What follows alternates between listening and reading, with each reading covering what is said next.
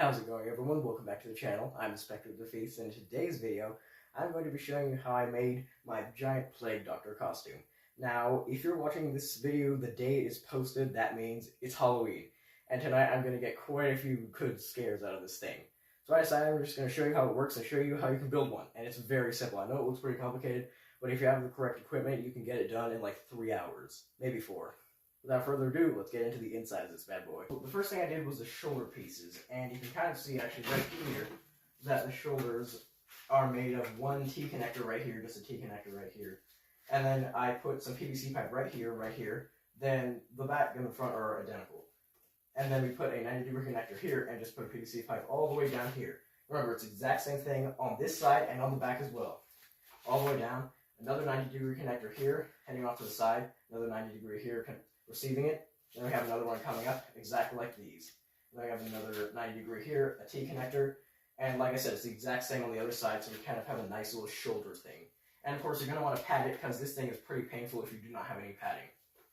Okay, so now we're going to talk about how tall it is. Now, these pipes, like I said, you're going to need a T-connector here, are for dictating how tall you want your prop to be. This is the thing that's going to make it a giant costume. So this one, I guess, is about 2.5 feet raising, and that's perfect. Make sure when you're making these that you take into account where you're going to be going. Most of the time when you see giant costume, they're like the gigantic ones from Gore Galore, and those ones are for like monster midways. There's no roofs or anything. If you put this thing in a costume contest or something, you're going to want to make sure that you have plenty of space so you don't bump into anyone. Now, the top. This one is made of 3 T-connectors right here, so here's the raising bar, and then we have another T-connector here, and then we have some PVC here, and then another T-connector here with a rod going into the head so it stays on. Now in the end, I did put some PVC pipe here, and this is very, very important. And on this side as well. You notice this one is a rope, and this one's a wire. I'll explain that in a second. But for now, let's talk about the lantern hand. Now, the hands and arms are 2 different configurations. This one is kind of like down and then up like this. That's because I wanted to make it look like he was kind of like looking around at the lantern, and I think it looks pretty cool. And I used a rope because the way it's positioned, it pulls down so much that if it's like moving around a lot, this wire will just snap. So I had to use rope. All I did was bore a hole through it with a drill, and then fed some rope through it and tied the rope. And it works pretty well. And this actually is kind of a complicated configuration for PVC pipe.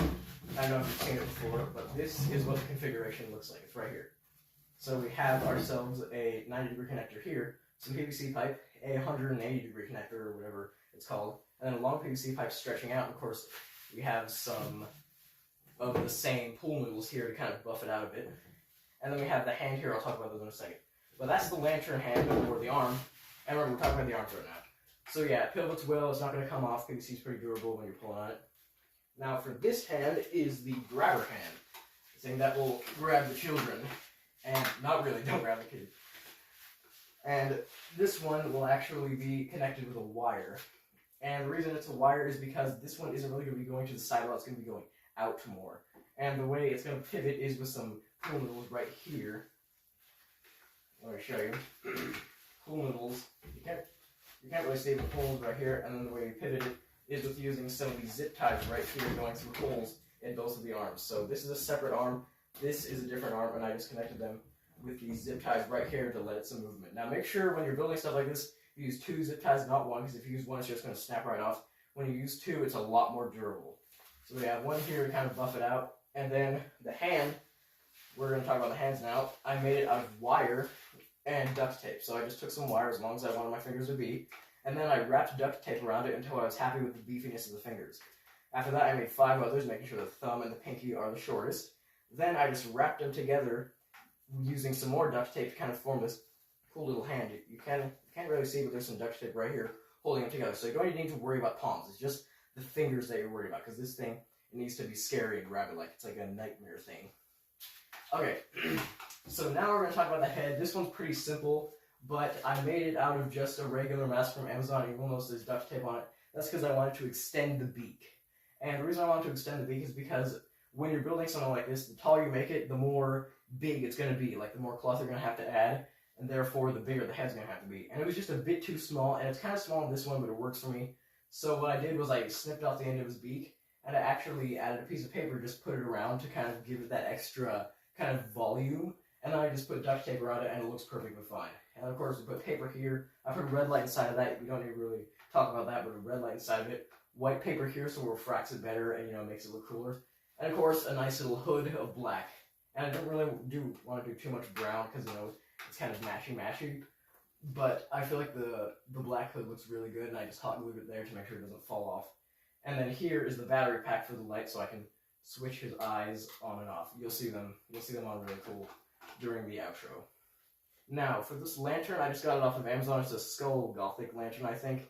And the light looks way too cheerful. It just stays on. It's not even flicker, so I just added some purple spray paint to the flame. But you could reuse anything you want. You could have him holding a head, maybe, or just anything you really want. We like to be creative, and this is just one of many characters you could create with this thing. But this design is really, really versatile. You can create a ton of stuff. So, now for the cloth that I used. This is some muslin fabric that I got from Amazon, and it's really, really cheap fabric. That's why I use it. But you can actually dye it brown like I have. This is just dark brown that I got from Cloth Dyes, and I just soaked it for however long you want it to darken up.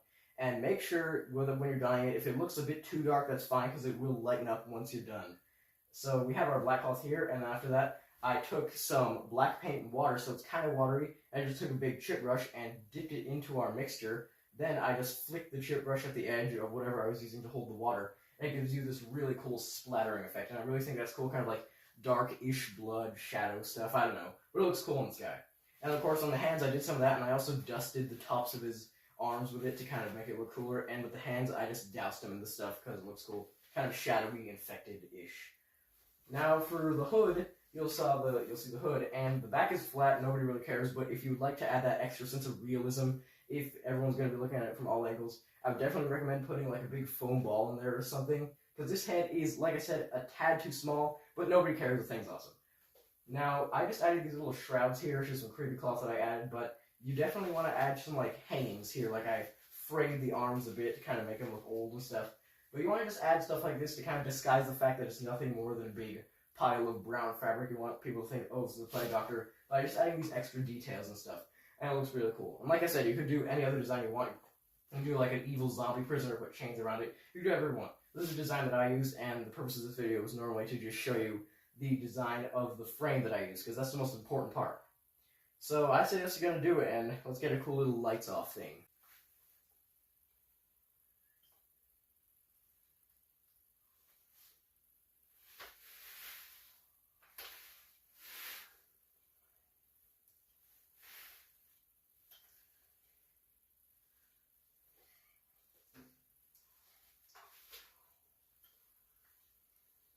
Anyway guys, thank you for watching. If you have any questions, let me know down in the comments. Good luck with any Halloween stuff that you're doing, and happy Halloween! I'll see you guys next time.